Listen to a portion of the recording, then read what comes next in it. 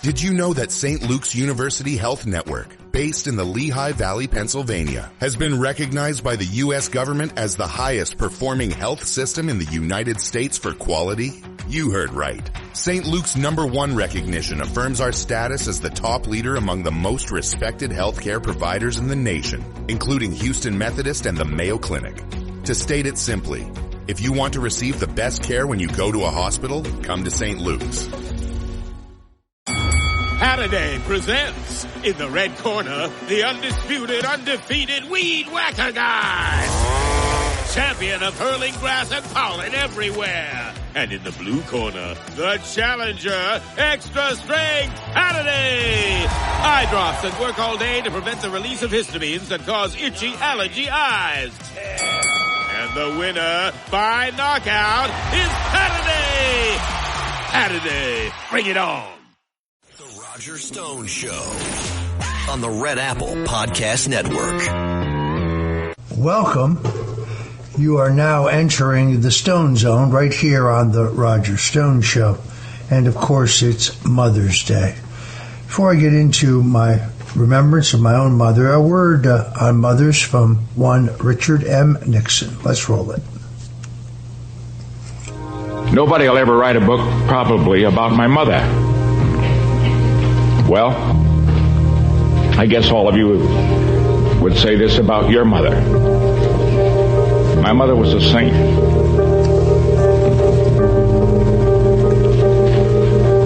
And I think of her, 2 boys dying of tuberculosis, nursing 4 others in order that she could take care of my older brother for 3 years in Arizona, and seeing each of them die, and when they died, it was like one of her own. Yes,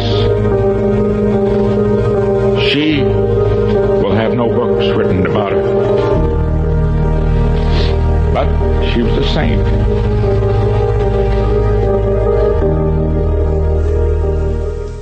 This is how I felt about my mother, Gloria Rose Corbo Stone.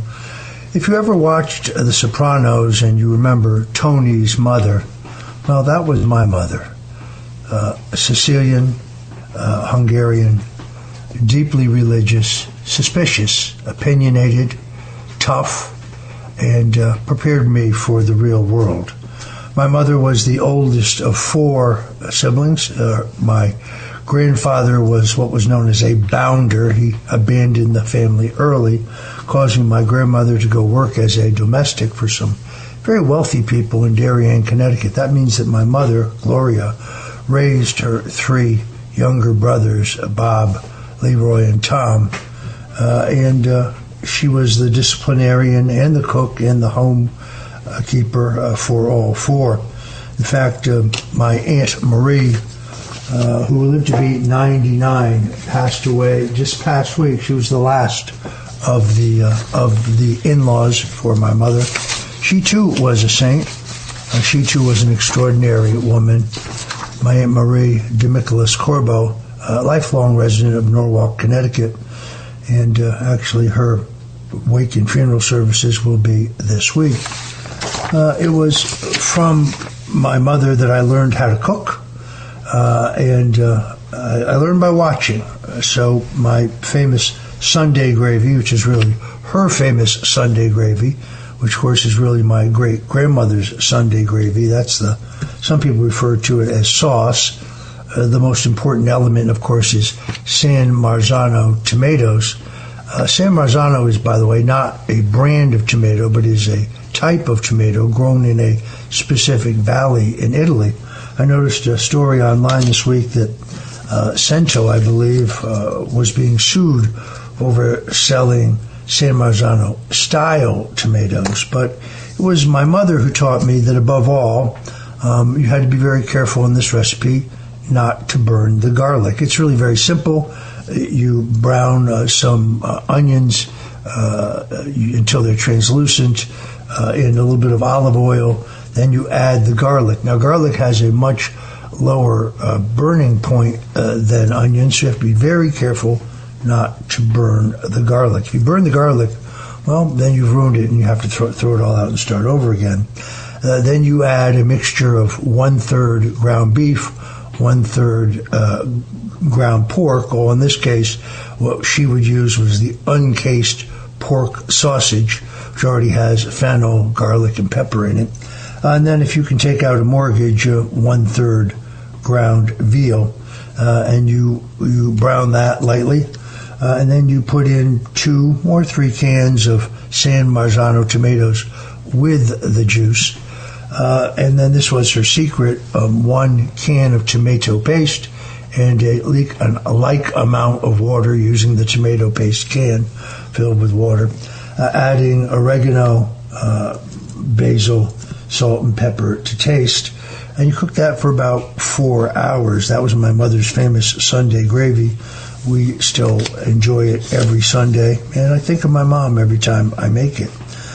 My father was a well driller. That's a tough job. In those days, they used an old chop drill, where essentially a diamond-tipped bit keeps pounding the ground until you have an artesian well, until you hit water down at the hole of a pipe. You have to keep pouring water or hosing water into the hole so that it doesn't overheat. My father got up at 5 o'clock every morning, and my mother would cook him breakfast, and he would go off to work to run this chop drill. Over time, I think he became deaf because of the noise of the drill. And every day he would come home at around 5, completely and totally caked in mud. My mother would literally hose him down in the backyard, and then she would cook him dinner, after which he would drop into bed, and the next day he would repeat the same thing, 6 days a week. I never heard him complain, not once, not even once. He was partners with my grandfather and my uncle in Norris J. Stone and Sons, that was then located in Vista, New York. Prior to that, they had run a small luncheonette. On this occasion, my good friend Greg Phillips, who has known his own hardship, wrote a terrific prayer which he sent me. I want to read it now. So it is a prayer for all mothers. It says, Heavenly Father, thank you for mothers who carry so much with quiet strength. Love shows up in their sacrifice, their patience, their protection, and their constant care for others. Encourage weary hearts today. Bring peace to those where worry has settled in. Remind every mother how deeply seen and valued she is by you. She is clothed with strength and dignities, as Proverbs 31.25 says. Bless the women who nurture, guide, pray, protect, and hold families together with love. In Jesus' loving name. This is moving to me at the time of my mother's memory. It is amazing that she was an extraordinary cook. It wasn't just her Sunday gravy, but I still remember fondly her stuffed cabbage, her sausage and peppers, the little Hungarian pastries that she would make. We had a tradition that she cooked dinner essentially 6 nights a week, and on Sunday night we would make the trek to Norwalk, Connecticut, to a little Chinese restaurant called The Good Earth. The Good Earth is not with us anymore. My parents really didn't understand what I did. They gave me advice early after getting out of school. They said, son, become an electrician or a plumber or a drywall man. Those guys make great money. My mother worked as a part-time as a kind of a community notes newspaper reporter, while my dad was, as I say, a well driller. My parents sacrificed much that my sisters and I could go to college, that we could live a better life than they did. I'm really glad, however, not glad that she passed, of course, but she passed in June of 2016, so she never lived to see me being lynched and framed in the Russian collusion hoax. And in a way, I'm glad that she wasn't there to see it, but in the other way, she was there every single day, because I prayed to her, as I prayed fervently, that God would see that I had done nothing wrong, and that I was being persecuted largely because I refused to testify falsely against President Donald Trump. And it was in this period, praying to my mother, and on the good advice of Franklin Graham and many others, that I was redeemed in the blood of the cross, that I decided to return to church and to put my fate in God's hands. At that point, of course, I had lost all my worldly possessions. I had to sell my home. My wife and I had to give up our savings, give up our insurance, lose our life insurance and our health insurance. I sold my car. I even sold my electric guitar with which I had put myself through college, or at least the part of college I went to. And it was a difficult time. It is only the prayers to my mother and the eventual realization that I needed to return to the church, to confess my sins, to pledge to sin no more to the best of my ability. Now, when I went public and said that, Washington Monthly attacked me, saying that this was yet another head fake, another dirty trick, another pose. And I don't really care what the folks over at Washington Monthly think. I only care about what he thinks. And is comforting for me to know that my mother and my father are in his loving arms today, along with my Aunt Marie, whose wake and funeral will be this coming week. So to all of those out there who are thinking of their mother today, it is the good things you should remember, not the difficult times, but the good times. That's how I prefer to remember my mother. And of course, I remember her cooking skills particularly because, well, yes, on this Mother's Day, I have a pot of Sunday gravy on the stove. It's been cooking for about 3 hours. We'll throw it on some rigatoni when we're done here, and we will raise a glass to my mother. Thank you for joining us today in the Stone Zone on the Roger Stone Show here on the Red Apple Audio Networks. There is no better day to remember your mother than this Mother's Day. By the way, if you hear some overhead airplanes, there is an air show going on here in the background, and there's not much we can do about that. But I'm Roger Stone. You're in the right place. Coming up on the other side, Troy Smith is going to join us. But one other piece of advice. I did a great interview this week with Rod Blagojevich, the former Illinois governor. We called it Rod Blagojevich Unleashed. You can go to WABCRadio.com right now and listen to this incredible interview. That's WABCRadio.com to listen to Rod Blagojevich Unleashed. It is one of the best political interviews I've ever given. I'm Roger Stone. You're listening to the Stone Zone, and we'll be right back. The Roger Stone Show on the Red Apple Podcast Network.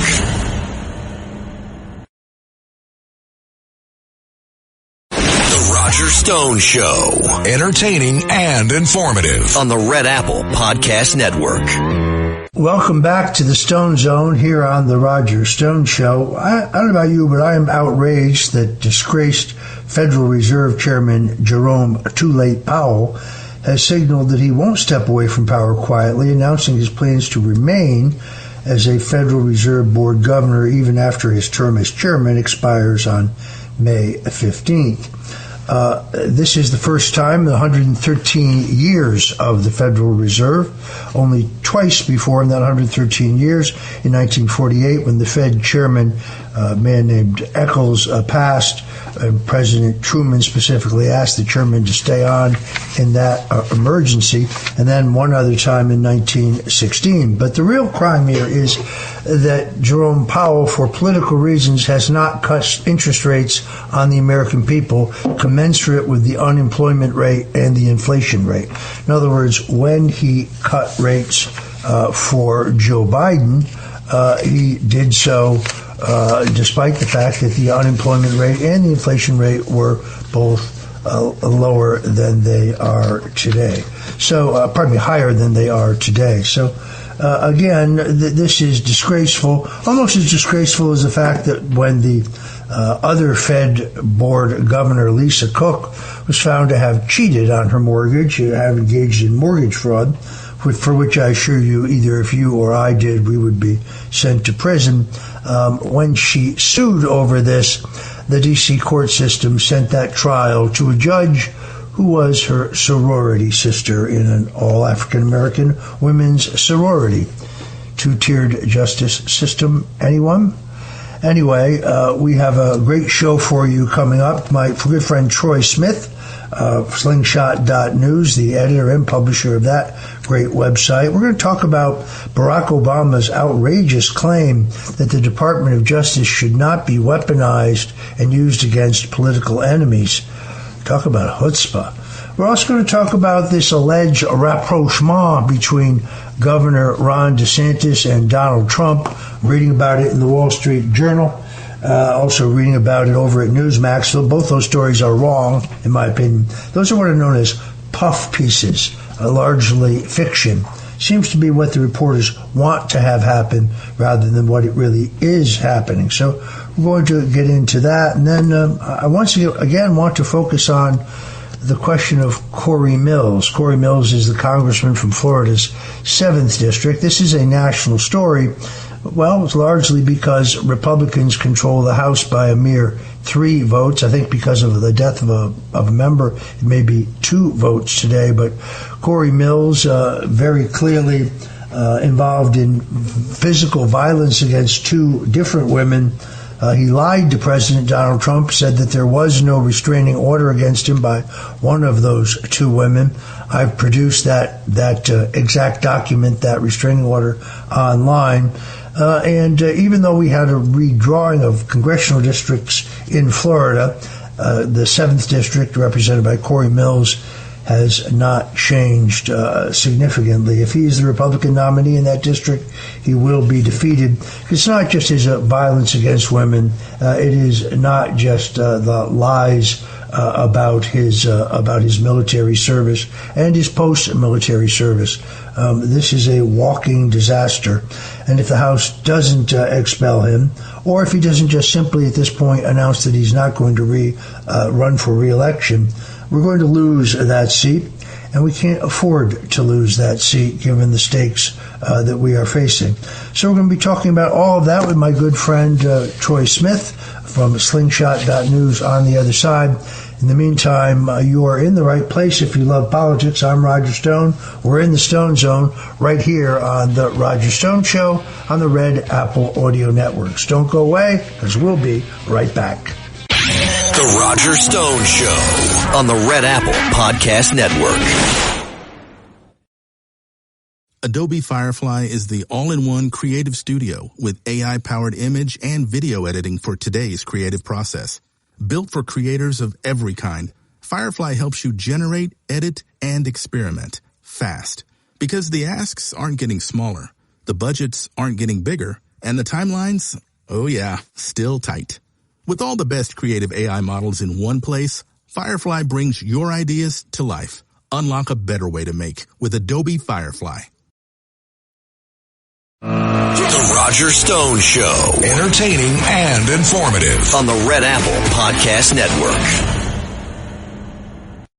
Welcome back into the Stone Zone right here on the Roger Stone Show. Joining me now is Troy Smith.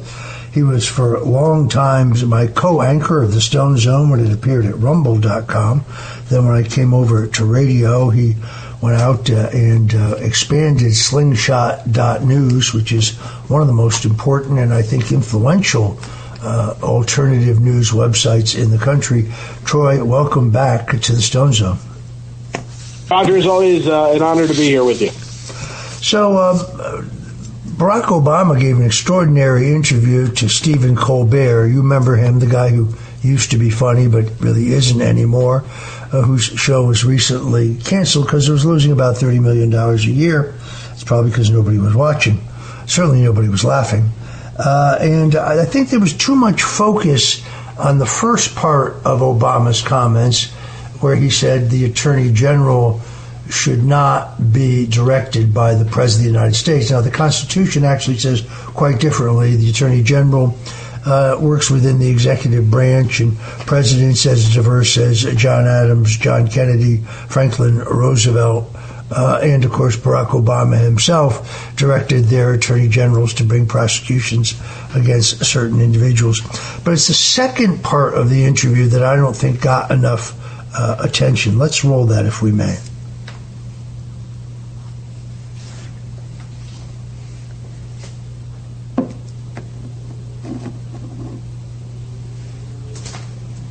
Yes, please. Two of the core principles of a democracy. We can survive a lot. Bad policy, funky elections. There's a bunch of stuff that we can overcome. We can't overcome the politicization of the criminal justice system, the awesome power of the state.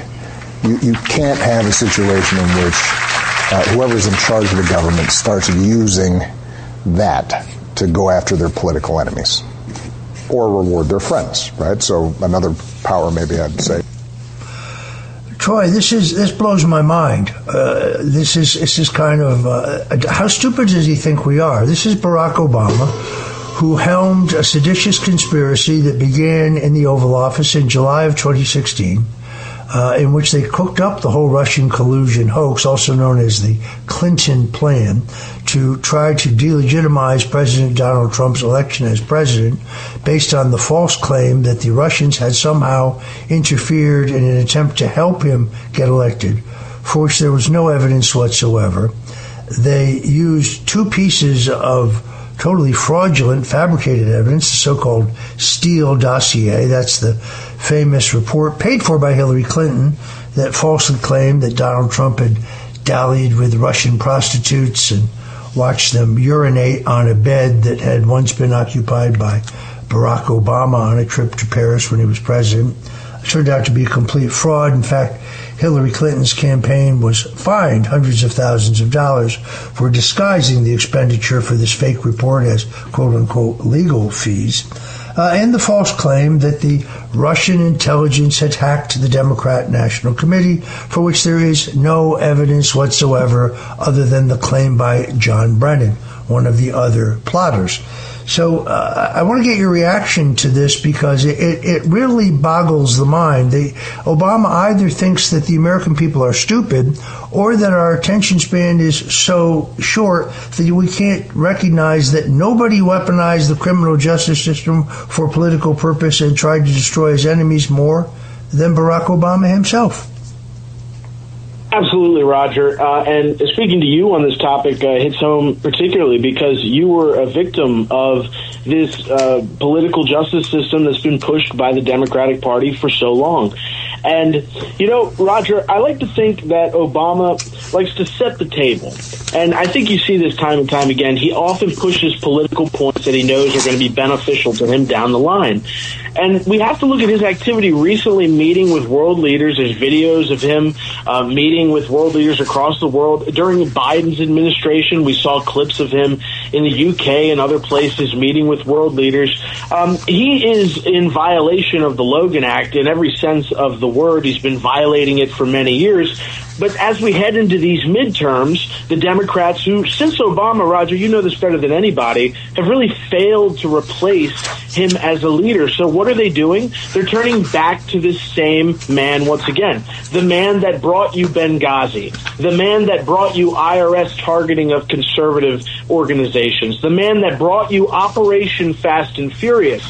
The man who brought us Secretary of State Hillary Clinton. The list goes on and on, Roger. I would say for the Americans out there who just heard what President Obama says, ask yourselves, how low of an opinion must this man have of you and your country to speak to you in this way after trying to imprison your president, attacking and overseeing this justice system? Make no mistake, it was Obama judges and Obama judges that put these January 6th people behind bars. It was Obama judges that really led the charge against President Donald Trump in his legal fight against these bogus charges. Obama has done more damage to this country than any president in my lifetime, maybe even in your lifetime too, Roger. To hear him say that, hypocritical, unbelievable, but he's setting the table. He's setting the table for a Democrat return where he's going to preside over the fight against President Donald Trump. And what the people must know is that's not a fight against President Donald Trump. It's a fight against you. Yeah, what do you think he meant when he said we can survive a funky election? What did he mean by that? Well, as you know, Roger, there is an unbelievable amount of evidence that our elections are not exactly 100% truthful. And if we look back to 2020, where Joe Biden received the most votes of any person in the history of our country at that time. He received more votes than any person in the history of our country, and he didn't even run a campaign.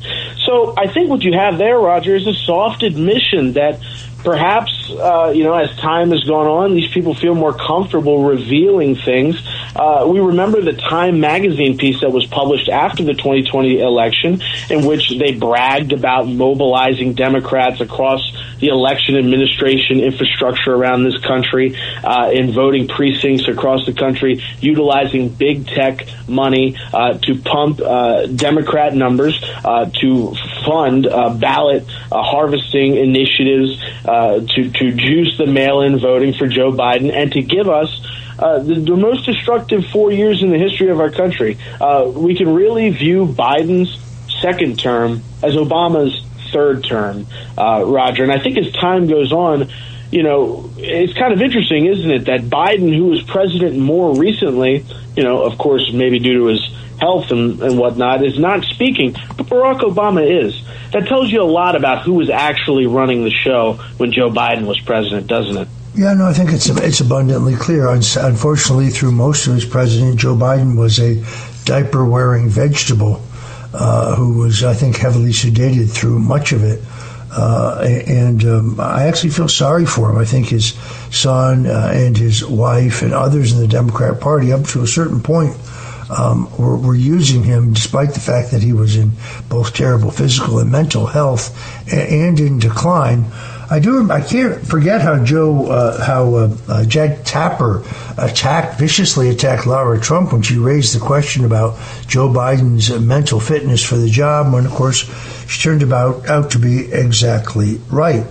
So it is amazing to me in this particular case that even John Fetterman, the senator from Pennsylvania, said today, something earlier, I read that Barack Obama is holding these weekly meetings of the Senate Democrats and giving orders as if somebody has elected him, which Fetterman finds offensive since Barack Obama doesn't hold any office. By the way, this violates a great tradition. Former presidents, by tradition, have kind of disappeared into the woodwork, built their library, and moved on. Very, very rarely do they criticize their successors, despite the fact that there may be harsh partisanship between them. Barack Obama, I think the bloom is off the rose here. First of all, he no longer poses as a moderate.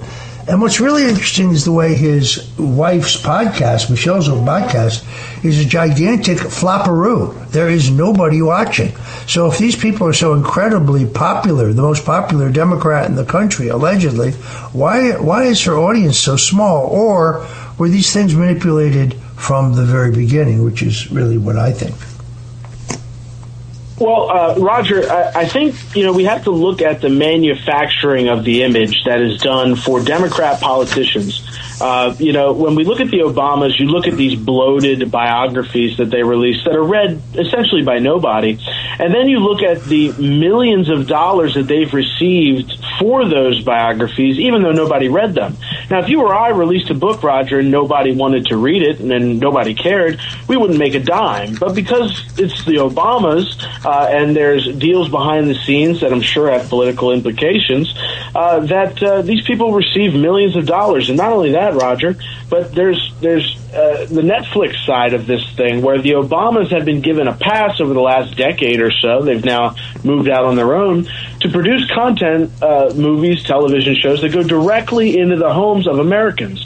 So the same anti-white, the same racist rhetoric that was pushed by the Barack Obama administration is now has a home in your television sets and the Netflix programming that you see on your television. And that is just part of the deal, Roger. You don't see Republican strategists moving on to become major cable news channel hosts like you do on the Democrat side. You don't see Republican politicians moving into producing movies and television once their political career is settled. That's reserved for the Democrats because the media, Hollywood, and all these groups work in conjunction to back away from the American people, to turn their back on them, and to make sure that everything pushed within their their media, wherever it may come from, is anti-American, and it goes against everything we stand for as a country. I think it's pretty disgusting. Yeah, that whole book scam, of course, has been throughout our history, and it's been done by both Republicans and Democrats. Rupert Murdoch paid Governor Ron DeSantis, I think it was $1.2 million for a book, which I'm certain sold about 30,000 worth of copies. This is a way you can bribe a politician. In this case, Murdoch was trying to get Ron DeSantis to run for president. Ron wanted to run in the worst way, and he did. We're going to talk about that a little bit later. But you're absolutely right. You don't see this. You see Tim Russert going from being the press secretary for Daniel Patrick Moynihan to being the host of Meet the Press. You see Ken Bodie going from the McGovern campaign to being a correspondent with NBC. But you never see it the other way around. It's very hard, other than at Fox in one occasion. You don't see anybody who comes out of Republican politics becoming a media talking head with one of the networks. Tells you a great deal. Troy, I'm going to take a quick break here to talk about a very important subject, because I think it's time that Americans move to protect their future. When uncertainty rises, smart investors look for stability. For generations, of course, gold and silver have helped protect purchasing power through inflation, market swings, and economic uncertainty. I think folks need to learn how precious metals can help diversify and protect what matters most, and people need to start building their financial foundation today. So I urge those who are interested in adding precious metals such as gold and silver to their portfolio, please start to build your financial foundation by going to dyingdollar.com. That's dyingdollar.com. Now, there's a lot of companies out there who sell precious metals, but I think you'll find one of the very best by going to dyingdollar.com. Urge you to do that now. All right, folks, we'll be back with Troy Smith, and when we do, we're going to talk about two big news stories, one in the Wall Street Journal, one over at Newsmax. They're both entirely wrong. They speak about a Donald Trump, Ron DeSantis rapprochement, which there's a lot more here than meets the eye. These media pieces would have us believe that the former rivals are now best buddies, and that Ron DeSantis could be headed to a cabinet job in the Trump administration. I saw President Trump 2 weeks ago. That's not the impression that I got, but we shall see. We'll talk about that when we get back. Don't go away. You're listening to the Stone Zone, and we'll be right back. The Roger Stone Show on the Red Apple Podcast Network. Starting a business can seem like a daunting task, unless you have a partner like Shopify. They have the tools you need to start and grow your business. From designing a website to marketing to selling and beyond, Shopify can help with everything you need. There's a reason millions of companies like Mattel, Heinz, and Allbirds continue to trust and use them. With Shopify on your side, turn your big business idea into... Sign up for your $1 per month trial at shopify.com/special offer. The Roger Stone Show on the Red Apple Podcast Network. Welcome back into the Stone Zone right here on the Roger Stone Show. We're talking with my good friend Troy Smith. A little later in the show, however, retired Colonel Rob Maness, who is a 32-year-old U.S. Air Force veteran, combat veteran, actually a man who, as a Joint Chief of Staff's operation officer, was on duty at the National Military Command Center located within the Pentagon the day that September 11th, 2001 went down, and a man whose views on foreign policy and geopolitics I have deep respect for. He's going to join us a little bit later in the show to talk about the situation in Ukraine and Russia, as well as the situation in the Middle East. So please stay with us. You're going to want to join that. Troy, I am kind of outraged here.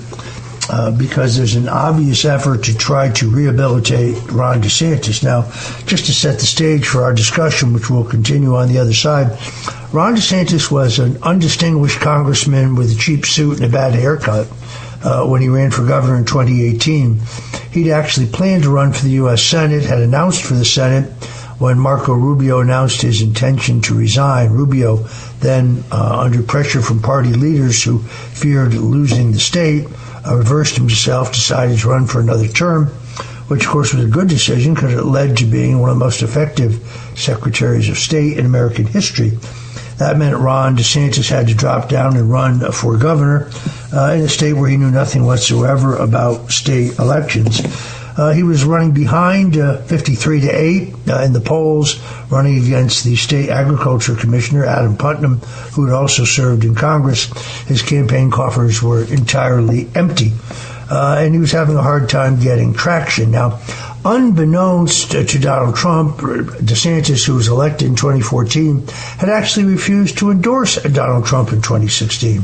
After the convention, after Donald Trump was nominated for president and was the full-fledged Republican nominee, Ron DeSantis refused to endorse him. In fact, he said, and I quote, "Just because Donald Trump and I are both the nominees of the Republican Party does not mean I support Donald Trump for president." So much for his being a Trump Republican. But after that, when the Russian collusion hoax arose, Ron saw his main chance to reinvent himself as an ardent defender of President Donald Trump. I think that's when President Trump first became aware of him. Then when he ran for governor, every Republican county chairman in the state of Florida, I believe that is 67, endorsed Adam Putnam, his opponent. Every Republican in the state legislature, both House and Senate, the Speaker of the House, the President of the state Senate, every member of the congressional delegation, with the exception of Matt Gaetz, all supported Adam Putnam. Matt Gaetz, I think, a good friend of mine, but in this case, I think he made an egregious error by suggesting and pushing for the endorsement of Ron DeSantis. Ron's candidacy took off like a rocket despite his lack of social skills, and he overnight was the favorite, zooming far ahead of Putnam, and his campaign coffers were filled. But that wasn't really enough because Ron is rather awkward, shall we say, not much of a candidate. President Donald Trump had to change his campaign schedule 3 times to return to Florida to literally drag Ron DeSantis over the finish line by 25,000 votes out of 8.9 million cast. He also helped to pull in Rick Scott, a former governor of Florida, who's turned out to be one of the greatest U.S. senators that Florida has ever had when it comes to standing up for the Constitution and the freedom of the people. So Ron DeSantis now trying desperately to make a comeback. We're going to talk about that on the other side. Again, I hate to do this, but because I like Alex Leary at the Wall Street Journal, I generally speak, he's on the money. But this piece, inside the unlikely reunion between Trump and DeSantis, this is what is known as a puff piece. This is what is known as largely fiction. And we're going to go through it on the other side. Thanks for tuning in. I'm Roger Stone. We've still got Troy Smith from Slingshot.news. And on the other side, we're going to be talking about whether there really is a Trump DeSantis rapprochement and whether DeSantis is headed for the Trump cabinet or whether perhaps he is not. We'll be right back. The Roger Stone Show on the Red Apple Podcast Network.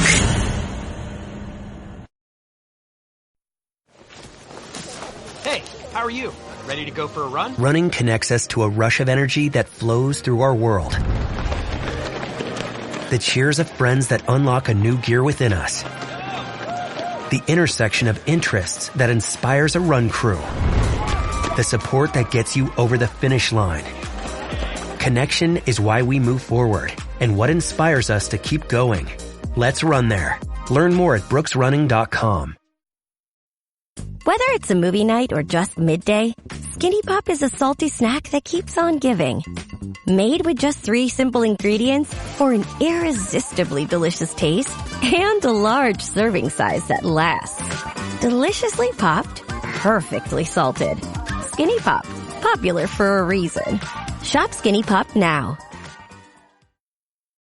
This episode is brought to you by Netflix's Remarkably Bright Creatures. What if a Pacific octopus held the key to a mystery that could heal your heart? Well, that's Tova's reality. An elderly widow working at an aquarium. Tova forms an unlikely friendship with the curmudgeonly Marcellus, whose remarkable intelligence leads her to a life-changing discovery. Remarkably Bright Creatures is now playing, only on Netflix.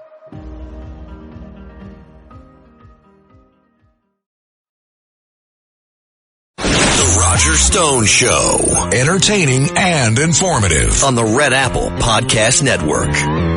And we're back in the Stone Zone right here on the Roger Stone Show. I'm joined by my good friend Troy Smith, who is the editor and publisher of Slingshot.news. That's Slingshot.news. If you are not a subscriber, let me suggest that you go there immediately, subscribe. This is some of the most incisive investigative reporting going on in America today. That is Slingshot.news, America's news source. I wanted to get your take on this because I thought these two pieces on the supposed rapprochement of Donald Trump and Governor Ron DeSantis both snacked to me as puff pieces. The Wall Street Journal piece specifically says the governor has clashed with several of Trump's advisors and allies who are reluctant to let him back into the fold over what they view as his aloof style and vindictive behavior.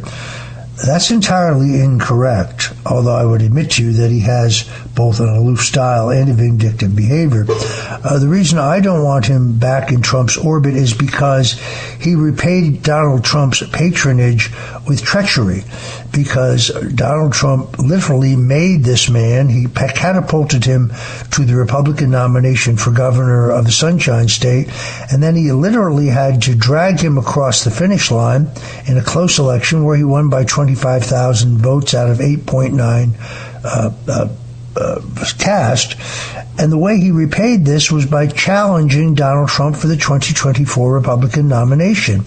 And what's even worse than that, and I have established this to be a fact, but Ron DeSantis was informed that the FBI intended to raid Mar-a-Lago, and he never gave Donald Trump the heads up, nor did his lawyer give Donald Trump's lawyers the heads up. His attacks on Trump, particularly just before the Iowa caucus, were entirely vituperative and personal in nature. They certainly weren't policy generated. Ron DeSantis, to me, lacks the skills, the social skills, to be a candidate for president. He could barely make it as governor. Yes, he did get reelected, and I give him credit for that. But for those who keep insisting what a great governor he is, take a look at your utility bills. Take a look at your insurance bills. Take a look at the fact that he's decimated the state of Florida's sunshine laws. So when I moved here, you could find out anything you wanted to know about government as long as there were taxpayer dollars included. What we now have is a shroud of secrecy behind the epic corruption of Ron DeSantis, and the fact that essentially he extorted millions of dollars out of people doing business in the state in order for a presidential run. Now, Laura Loomer, who has now blocked me on X because I called her out in a convoluted plot in which she tried to persuade President Donald Trump that Tulsi Gabbard, who is the director of national intelligence, and to my mind one of President Trump's very best appointees, the woman who declassified the documents proving that the Russian collusion claim was a hoax, something her predecessor, CIA Director John Ratcliffe, could have done at the end of Trump's first term, but for whatever reason did not do, and has now gone so far as to declassify the documents that prove that the entire first and second impeachments of President Donald Trump were equally flawed based on lies. But Loomer somehow persuaded President Trump that Tulsi Gabbard was going to resign in protest of his policies regarding Iran, and that therefore the president should move preemptively to fire Gabbard. That was a lie. I called her out on that lie. Told President Trump it was a lie. President Trump agreed, and of course, Tulsi Gabbard is still on the job. But the point of this is that Laura Loomer now tells us that Ron DeSantis is going to announce a presidential candidacy on June 11th. And since Laura Loomer insists over and over again that she's literally never wrong, Troy, do you think this is actually possible? Well, Roger, you've said something for years about Ron DeSantis that hits home better than anything I've ever seen on him. And that statement is that the more people see of Ron DeSantis, the less they like him. And I think the inverse is true for President Donald Trump. And you don't have to look any further than the electoral results in Florida to see that. Before President Trump arrived, Florida had gone for Barack Obama, not just in 2008, but in 2012 as well. And in every year that we've seen President Donald Trump on the ballot in Florida, his numbers and Republican numbers in the state have increased. In 2016, President Donald Trump received 49% of the vote in Florida. In 2024, he received 56% of the vote. Now, I think this comes down to something very simple, Roger, and what you alluded to. Ron DeSantis owes his entire political career to President Donald Trump.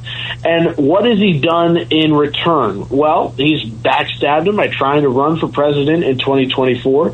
He called the president feeble. He called him old. He said that he was slowing down and that he didn't have the mental ability to be president anymore. He allowed the raid on Mar-a-Lago to occur without even saying anything to President Donald Trump or the Secret Service. He allowed all of these utility rate increases on the people of Florida while simultaneously taking millions of dollars from Florida Power and Light. For those who don't live in Florida, we have some of the highest utility bills in the nation here. And there's a direct paper trail that leads us to believe that those increases are a direct result of political contributions given to Ron DeSantis. DeSantis receives the money and then allows them to jack up these rates to levels that we really don't see around the country, Roger. And this is not a one-off instance. DeSantis has a history of corruption that's most notably displayed in this $10 million slush fund payout that his administration took away from Medicaid recipients in the state of Florida, from the people of Florida. His wife and himself illegally funneled $10 million of a $67 million Medicaid payout that was ordered to be paid out by Centene, which is a Medicaid provider in the state of Florida. They took $10 million off of the top and pushed it to Casey DeSantis' charity, Hope Florida. Now, Roger, we talked about this briefly last week, and I want to kind of expand on it because they, in turn, Hope Florida didn't just sit on that money, Roger. They took that money and they gave it to Florida Chambers Secure Florida's Future and also a group called Save Our Society from Drugs. They gave $5 million each. Now, those funds were used in the election to shoot down recreational marijuana in the state of Florida during the election. Yet afterwards, we're told that the DeSantis returned the money. So you have people skimming money off of taxpayers, Roger, $10 million, pushing it towards political causes and saying, oh, we got caught, let's return the money. Not only is there a history with Ron DeSantis of treachery, backstabbing of President Donald Trump, he's also taking credit for Trump's success. He's taking credit for Trump's really domination of the state of Florida throughout his political career. And there's also a history of corruption. I think anybody on either side of the aisle would take a look and say, this man should not be anywhere near a federal agency of any kind. What you say is absolutely true, that Ron and Casey DeSantis and their then chief of staff, now the appointed attorney general, a man named James Uthmeyer, diverted $10 million in Medicaid funds that were specifically earmarked for the poor, the elderly, and the handicapped. And they essentially routed it through Casey DeSantis's charity to two dark money political campaigns to fight initiatives on the ballot, one of them to legalize cannabis and the other one for another topic That's a violation of federal law. By the way, they avoided being charged criminally, federally, by returning the money. They returned the $10 million, which means they had to take $10 million in state funds to give it back to the federal government. Now, Troy, I ask you, if you rob a bank and you are caught robbing the bank and you return the money that you robbed from the bank, would you still be prosecuted for robbing the bank? I think the answer is yes.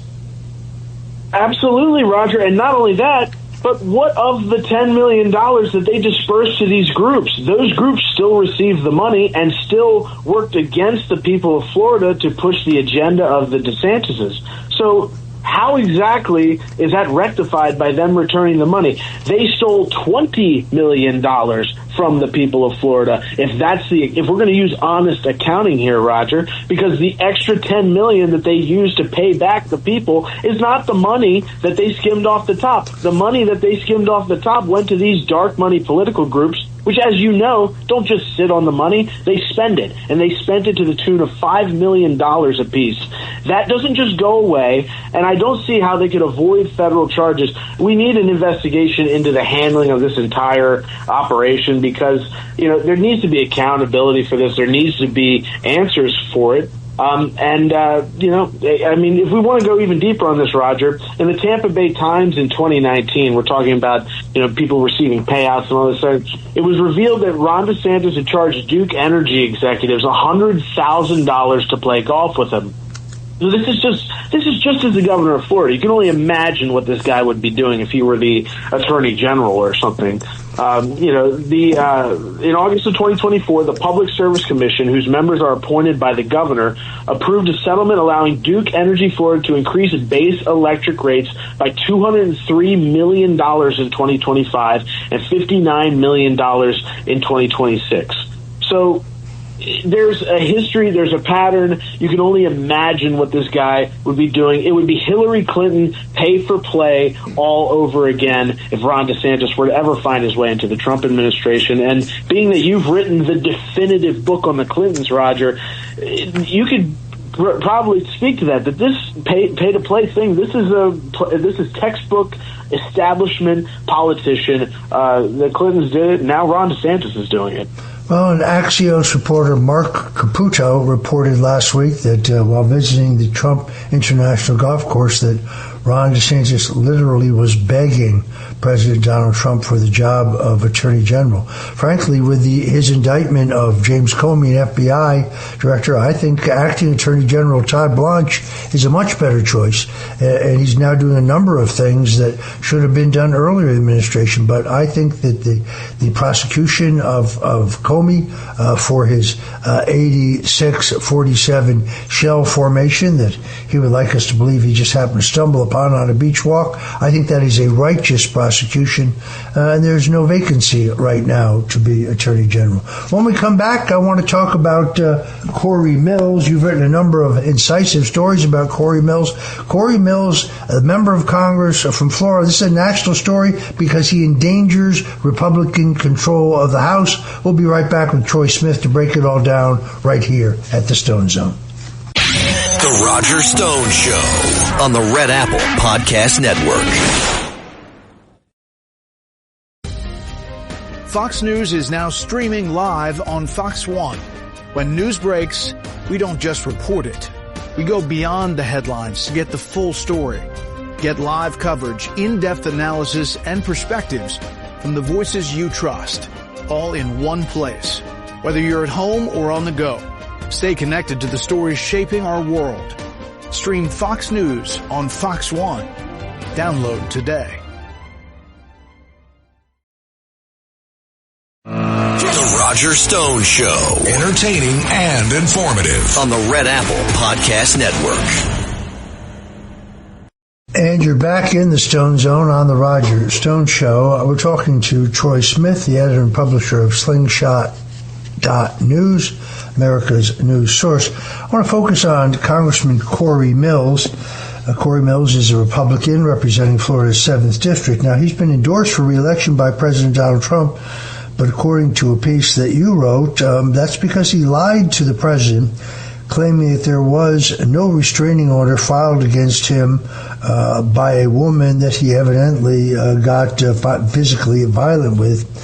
We now know that that's untrue, and a decision made in the 3rd District Court of Florida, an injunction for protection was against Corey Mills, was filed on behalf of a former USA, Lindsay Langston.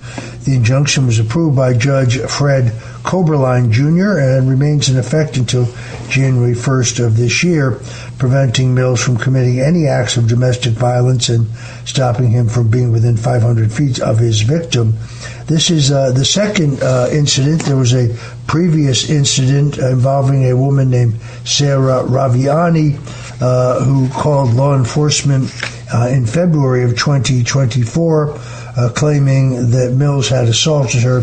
By the time the D.C. police arrived, she'd been pressured into changing her story, saying the bruises on her arms and marks on her face were consistent with a fall, rather than the fact that she had been assaulted by Mills. And if it were just this question, that would be one thing, but we only have about a little less than 3 minutes here. There are other substantial questions here about Corey Mills, but the bottom line of it, you report correctly this week that this seat is in danger. If he is the Republican nominee, everything I just said is known to the Democrats, and he will lose. Troy, what else is there here? Well, Roger, it's important to point out here that the conduct goes way beyond what you've just even mentioned here. Corey Mills was married to a woman named Rana al-Sadi, a naturalized U.S. citizen from Iraq in 2014. And according to their marriage certificates, they were married by a man named Mohammed al-Hanoudi at the Dar al-Hijra Islamic Center in Falls Church, Virginia. Now, this is important because al-Hanoudi was there for several years, and he worked with several people that have deep ties to the Muslim Brotherhood and the 1993 World Trade Center bombings. It's also important to mention, Roger, that this man that married Corey Mills to his wife, Rana al-Sadi, in 2014 has ties to the 9/11 hijackers through this Dar al-Hijra organization center in Falls Church, Virginia. The 9/11 hijackers, 2 of them actually attended that center in early 2021. Also attending that center was the Fort Hood shooter who killed 13 people in November of 2009. So this is just unbelievable, Roger. You have a member of Congress married to an Islamist, married by a person with deep ties to individuals who committed the greatest terror attack in the history of our country. I, like many others, Roger, look at this and say, it's just unbelievable the level of sickness involved in the life of Representative Corey Mills. And Republicans must ask themselves, why would they allow this man to endanger such a valuable House of Representatives lead for Republicans? We can't do it. All right, we're going to have to leave it there. I want to thank my guest, Troy Smith, and once again urge you to go to slingshot.news. That's slingshot.news, America's news source for the breaking stories there. We'll be right back on the other side with Colonel Rob Maness to look at the national foreign policy situation. The Roger Stone Show on the Red Apple Podcast Network. The Roger Stone Show on the Red Apple Podcast Network.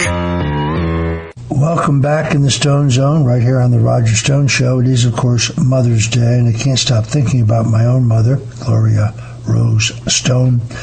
Born September 20th, 1924, left this mortal coil June 6th, 2016. As the Bible says, yet those who wait for the Lord will gain new strength. They will mount up with wings like angels. They will run and not get tired. They will walk and not become weary.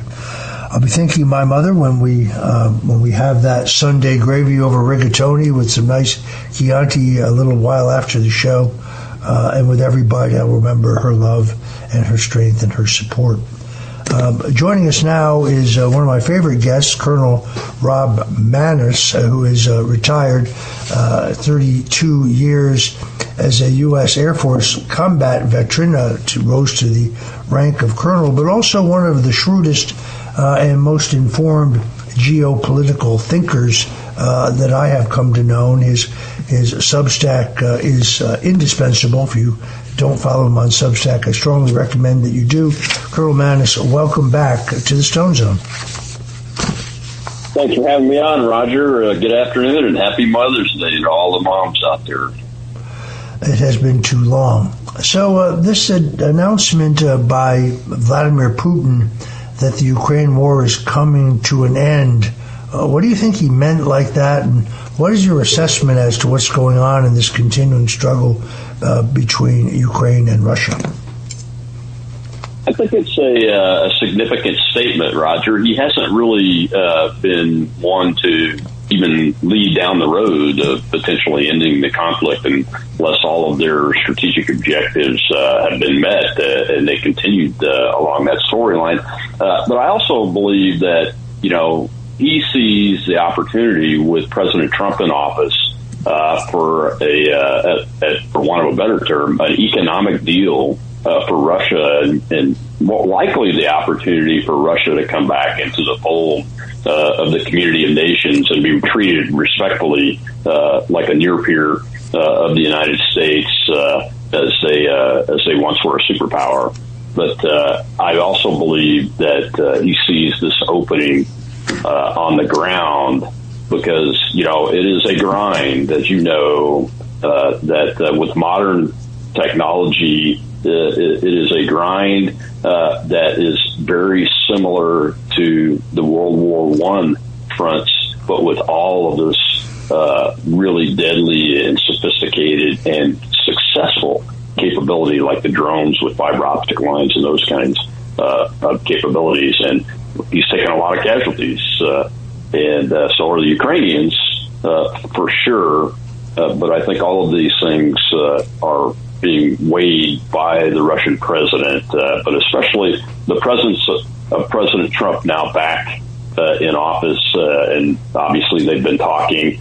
I would expect that the president's working on a deal and it's surrounding by economics. I mean, look, I've made this point many times, and of course I get accused of being a Russophile and so on, but Vladimir Putin made very clear from the beginning that Ukrainian membership in NATO was a non-starter. We signed two different agreements, the Budapest Memorandum and the Minsk Accords, at the time that East and West Germany were reunified, and the Russians agreed to that we would not push NATO membership in Ukraine. Of course, we've done the exact opposite under Joe Biden. And that has been a red line for Putin from the very beginning. I also saw a piece yesterday that said that Ukraine had destroyed the imagery of Vladimir Putin as a strongman. That would imply that the Ukrainians are winning. I see no evidence that either side is winning here. I just see a grind in which, unfortunately, hundreds of thousands, I guess now, of young Russians and young Ukrainians, as well as some older in the middle age, have died in an endless war that would never have started had Donald Trump been president. Oh, you're absolutely right, sir. I get accused of being a Russophile, too, because I've always said, since before this war even started, that this playing around with the possibility of Ukraine coming into NATO was a red line for the Russians. They've said it many times openly. They've never made a secret about it. And I think, and I believe that President Trump believes that, and this is why he says this war would never have happened had he been in office, is because he was of the position that we should not be offering Ukraine a position as a member of NATO, and we shouldn't be expanding any further east. And we've expanded very much further east, going into Finland and those kind of areas, which definitely has to have the Russians looking at this and going, they have to take Ukraine off the table or nothing else is acceptable. And look, by the way, in Luhansk and Donetsk, they had elections, a vote to declare their independence out of Ukraine. So the Russians have have the upper hand as far from a legal perspective. They're still a much more powerful capability than the Ukrainians have. I believe the Russians are winning. It may be in centimeters every day, but they're still taking Ukrainian territory. And that possibility is always going to be out there unless the Ukrainians come to their senses and say, look, we're going to stop our claims on the two independent states that declared independence. The Russians have annexed them already, and we're going to establish peace with our powerful neighbor because they are not going to win this. There's no doubt in my mind that the Russians are going to, they can be in this almost indefinitely. Of course, it's a tragedy because so many hundreds of thousands of Russians and Ukrainians are dying and everything. But, when you see an opening like what President Putin just had and you're on the side, the Ukrainian side, you really ought to take a serious look at it. And that's what I hope they'll do this time. But they've passed those opportunities up that President Trump has given them many times since he's back in office because of this intransigence. I'm curious to know about your thoughts on the future of NATO. NATO, of course, was forged in the ashes of World War II, originally as a solemn pact to stop Soviet tanks from rolling across Europe. Article 5 was the beating heart of that alliance, and it meant something then. An attack on one was an attack on all. America was, at that point, of course, strong and generous, became the shield, pouring blood, treasure, and nuclear might in defending a continent that had twice been dragged into war. For decades, it had actually worked. But after the Soviet Union collapsed, Europe turned to NATO into essentially a welfare program. While American taxpayers funded 2/3 of the alliance defense spending, wealthy European nations famously lounged around at the 2% GDP target, secure in knowledge that Uncle Sam would never ask them to pay up, but would always ride to the rescue. They built lavish welfare states on our dime while mocking American power. And then enter President Donald Trump, who, going all the way back to 1988, had been calling on our NATO allies to pay their fair share for their own defense. He refused the diplomatic double talk. He demanded fairness, and in his first term, he recovered $650 million past due dollars in dues from our NATO allies. He, of course, was viciously attacked for this by the same globalist elites who profited from this parasitic grift. My thoughts are that NATO's outlived its usefulness, but I'm not the foreign policy expert that you are. What are your thoughts on the future of NATO? Well, look, when NATO went from a purely defensive alliance to stand up to keep the Soviet Union from taking aggressive action in Europe and on the continent there, when we went from a defensive alliance to offensive operations, the former Yugoslavia, Libya, Iraq, Afghanistan, all NATO out of area or offensive operations, we lost our moral high ground and credibility as a purely defensive alliance. And that's one of the reasons the Russians went into Ukraine, is because NATO became an offensive alliance, started expanding eastward the way they did, and started playing with the idea openly of Ukraine becoming a member of the NATO alliance. And because of that, it has definitely outlived its usefulness. And you add that the economic issues that you just mentioned, Roger, and their not just their unwillingness, but their inability to participate. Look, the British couldn't even field one warship, to go protect their own territory in Cyprus when the Iran war kicked off. Not even one warship could they field, and they didn't really want to in the first place. The French turned us down. The French, the Spanish, stopped us from using their airspace. This is no longer the vaunted NATO alliance that was a key player in bringing the Soviet Union to an end. This is an alliance that's causing more problems than is necessary to have, and is actually threatening the peace on the continent of Europe. And I think that we should abolish it and set up new alliances with countries in Europe that actually want to be our allies and have a shared burden instead of be a client state or on the welfare system of the United States of America. And that is a better path to go, because this Article 5 issue is very dangerous, especially when you add the fact that we have Turkey as a member of this alliance and the major moves that they want to make in the Middle East and Persia and Southwest Asia and create this new neo-Ottoman empire is what Erdogan has said he wants to do. But they're a NATO ally. We are very fortunate that the Iran war hasn't triggered an Article 5 request by the Turks, which would completely upset the apple cart from the strategic perspective of the United States and Israel in that conflict. So I just think that it needs to be abolished, and we reset the table with bilateral treaties and agreements. Yeah, I agree with you. The Cold War is over. The Soviet Union's gone. Yet the freeloading seems to continue. Contrast this decaying bureaucracy with the British monarchy, an institution of dignity, continuity, unapologetic national identity that has endured for centuries. Conservatives understand real tradition, rooted, hierarchical, and sovereign, not endless bureaucratic committees in Brussels centered around draining American wallets. History warns us about the dangers of unnecessary entanglements and alliances. Our founding fathers spoke extensively about it.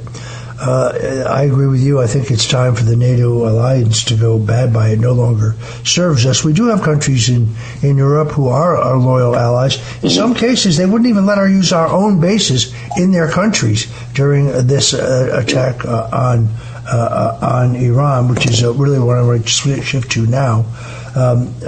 We have about 2.5 minutes here to this segment, and then we'll come back with more of Colonel Rob Maness. But I'm not clear. We have clearly decimated the military might, the Navy, the Army, the forces of Iran. How much longer can they continue to hold on? How much longer can they continue to attack their neighbors? Yeah, it's always the question, isn't it? When, especially when the United States gets into a war, and this is a full industrial scale war like we haven't seen the United States get engaged in, even since before Vietnam, to be honest with you. And we have decimated their military. We've decimated their ability to defend themselves in any realistic way. And we've met a lot of those strategic military objectives. But we still face a defiant rump state that's run by the Islamic Revolutionary Guard Corps. The government's always been run by the IRGC. I know a lot of people think the political types and the mullahs all have control and those kind of things, and they do, only in the sense that they're Islamists and they agree with the IRGC from that perspective. But it's the IRGC part of the military that really runs this, and they have a very disconnected defense system called Mosaic. So when their forces get cut off, it's why you see these seemingly random attacks on nations where you wouldn't think it would make sense sometimes, especially at the beginning of the war. And because of that system, it's very difficult to be able to tell when you have completely incapacitated their command and control and all of their military units, because they're spread out all over the place. And they have these rules of engagement and standing orders that allow them to act without any discussion with the political control in Tehran and everything. So the timing is very difficult to predict in any war, but this Mosaic defense system makes it that much more incredibly difficult to predict when they will collapse. But I will tell you this, Roger, that the economic lever and power that President Trump is wielding with the naval blockade was the absolute right decision and right strategy to take. And then this economic fury concept, where Secretary Bessent and the Treasury are going out to the banking systems, all of Iran's allies, including the Chinese, and disrupting the revenue flow into Iran, that is keeping the IRGC from paying their people. And every day that they can't pay their people, the more people they lose because they desert and those kind of things. And I predict that this regime will collapse as long as the United States maintains its resolve and continues to do the things that it needs to do militarily, like the blockade, and defending itself strongly. So there's no chance that the United States will ever appear to be weak as long as we continue to conduct military operations when it's necessary, when the IRGC either violates the ceasefire or attacks us or commits a war crime and attacks commercial shipping trying to block the Strait of Hormuz. As long as the United States continues to wield power, then they will understand that. And eventually, this regime will collapse because they're running out of money. They're losing over $500 million a day because of the oil that's not coming in and going out and being sold. The Chinese are upset because they're not getting 20% of their oil imports that they usually get. 90% of Iran's oil was being exported to China, which makes up about 20% of China's total oil imports. So the Chinese are getting squeezed, and the Iranians are getting pressured in both of those directions from their own inability to pay their people and their inability to really defend themselves anymore. It's really a joke. All right, we're going to have to take a quick break, and then we'll be back and wrap it up with Colonel Rob Maness, so don't go away. The Roger Stone Show on the Red Apple Podcast Network.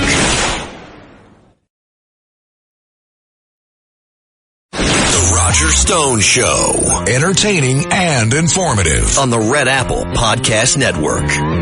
And we're back with Colonel Rob Maness, a 30-plus year veteran of the U.S. Air Force. And if you don't subscribe to his Substack, I strongly recommend it to you. I'm going to throw you we only got about 2 minutes.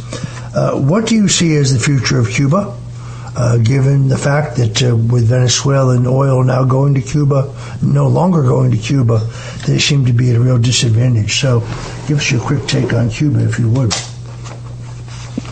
Yeah, I think they're circling the drain, Roger, and I think President Trump's got them right where he wants them, and is using that economic lever of power that started with taking the Venezuelan oil and continues because the Iranians can't get them any oil either, and with the Chinese being blocked out of the Western Hemisphere, that strategy beginning to work. The Russians are tied up in Ukraine. Then the Cubans really don't have anywhere else left to go except for the United States. And I think it's fantastic news when I heard that Marco Rubio was leading the talks and discussions with the Cuban leadership. I look forward to the day when I can go on vacation to Cuba the way Ernest Hemingway was living in Cuba when it was at least a free country anyway. Well, I look forward to the time you and I can have a cocktail right there in Havana, maybe at the National Hotel. Wouldn't that be great? The Cubans are duplicitous and they play for the long term, but I think they're out of cards. They're certainly out of food. They're out of gasoline. They're out of oil. They're out of car parts. They're out of all the basic necessities. As you know, my wife is Cuban-American. This is something we pray about every day. I want to thank our guest, Colonel Rob Maness. Rob, where can people go to get your Substack? Please let us know. You can just type in the Colonel's Brief on the Substack search bar, or you can follow me on X at Rob Maness and go to my website at robmaness.com. Any of those locations, you can find us all over social media. That is Rob Maness, Maness. Thank you so much for joining us today, and God bless you, my friend. Thank you, Roger. God bless you and your family. All right, thanks, folks, for being with us on this solemn Mother's Day. I hope that you will enjoy your Mother's Day dinner with fond remembrance of your mothers if she has passed. And for all those mothers who are still with us, treasure them, treasure every moment with them. God bless you for joining us today. Until next week, God bless you and Godspeed.